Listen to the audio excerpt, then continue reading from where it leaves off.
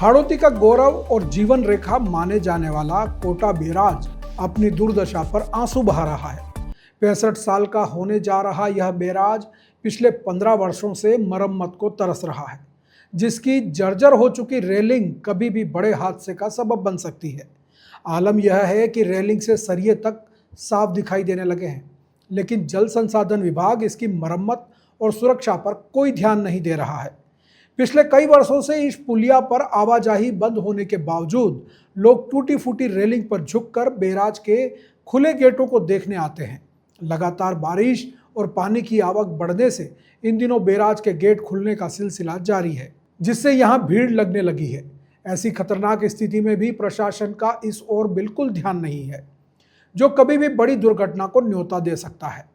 Kota barrage नवंबर में अपना 65वां जन्मदिन मनाएगा, लेकिन सबसे बड़ा सवाल यह है कि 65 सालों में इसका पुनर्निर्माण क्यों नहीं किया गया। विडंबना यह भी है कि मात्र 300 मीटर की दूरी पर 1400 करोड़ रुपए की लागत से रिवर फ्रंट का निर्माण किया गया, लेकिन इस जीवनदायी बैराज के लिए 14 करोड़ रुपए भी नहीं जुटाए जा सके।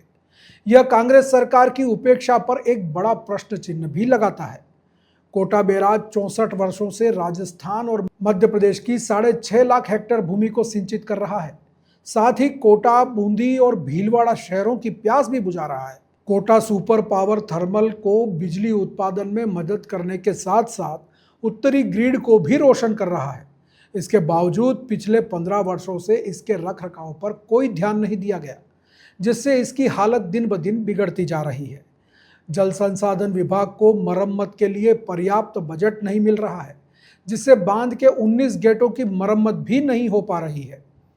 इसके सबसे अहम 2 स्लूज गेट तो वर्षों से खुले ही नहीं, और अब ऐसी स्थिति है कि यदि उन्हें खोला गया तो शायद वे बंद न हो पाए, जिससे पूरा बांध खाली होने का खतरा है। इन गेटों के लोहे के रस्सों पर भी जंग लग चुका है। चंबल परियोजना के तहत गांधी सागर, जवाहर सागर और राणा प्रताप सागर बांध के बाद वर्ष 1954 में कोटा बैराज का निर्माण शुरू हुआ था।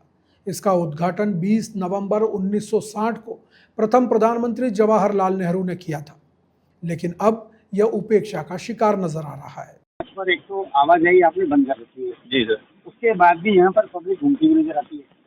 सर हमारे पास एक जो हमने कॉन्ट्रैक्टर की तरफ से एक गार्ड रखा हुआ है गेट पर, उसके बार बार मना करने के बाद भी उससे लड़ाई को आतुर हो जाते हैं लोग, और हमने गेट पे अभी वेल्डिंग करा के उसको बंद भी कर दिया है परमानेंट। उसके बाद भी लोग दीवार कूद कर यहाँ पर प्रवेश कर रहे हैं, और बार बार हम जैसे ही ज़्यादा भीड़ होती है पुलिस कंट्रोल रूम में सूचना देते हैं, तो वहाँ से गाड़ी आती है पुलिस की और पब्लिक को हटा के जाती है यहाँ से। दूसरी बात ये जानना चाहता है, पुल का निर्माण जो है 1960 में हुआ था। जी। तो 1960 में होने के बाद भी अभी तक जो रेलिंग है इसपे सरिये तक निकल चुके हैं, जर्जर हो रही है पूरी की पूरी दीवार। इसका काम क्यों नहीं करवाया गया? तो देखिए, ये जो अपने ड्रिप परियोजना करके है, उसमें पहले इसकी स्वीकृति आई थी। हमने निविदाएं भी आमंत्रित की थी वर्ष 2023 में, लेकिन 3 बार निविदाएं आमंत्रित करने के बाद भी किसी संवेदक ने इसमें भाग नहीं लिया था। उसके बाद केंद्रीय जल आयोग दिल्ली में हमारे डिपार्टमेंट के उच्चाधिकारियों द्वारा मीटिंग की गई, और कुछ प्रस्ताव बदल के अभी वापस से प्रस्ताव भिजवाए गए थे। तो अभी 72.10 करोड़ की 1 जुलाई को इसकी वित्तीय स्वीकृति प्राप्त हो चुकी है। अभी एफएस ऑनलाइन कर दी गई है। जैसे ही वहाँ से स्वीकृति आती है हम निविदाएं आमंत्रित करके, और ये रेलिंग जो है पूरी कंप्लीट चेंज करानी है।